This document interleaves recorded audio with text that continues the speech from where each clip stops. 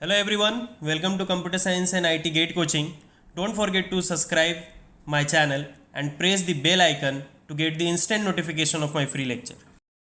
So this is about me. I am a computer science gate faculty having more than 5 plus of teaching experience, mentored more than 50,000 students, taught in different coaching institute all over India.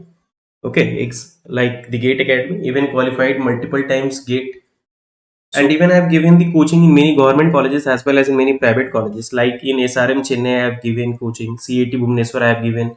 BC Bhagalpur, Jorhat College of Engineering, Guwahati University, Dibrugarh University, Government College of Engineering and Technology, Jammu, Ramgarh Engineering College. Okay, these are the colleges where I have went and I have given the coaching. See the example. With example, it will be clear. This is the is A, B, and it is C. Okay. A, B, C. So now see what is going to be the regular expression.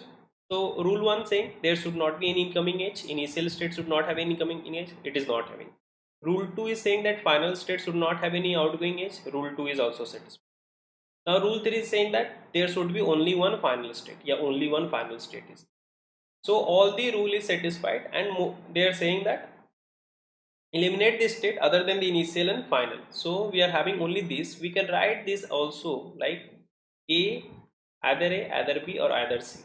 Okay, so regular expression of this will be A, either A or B or C. So A plus B plus C.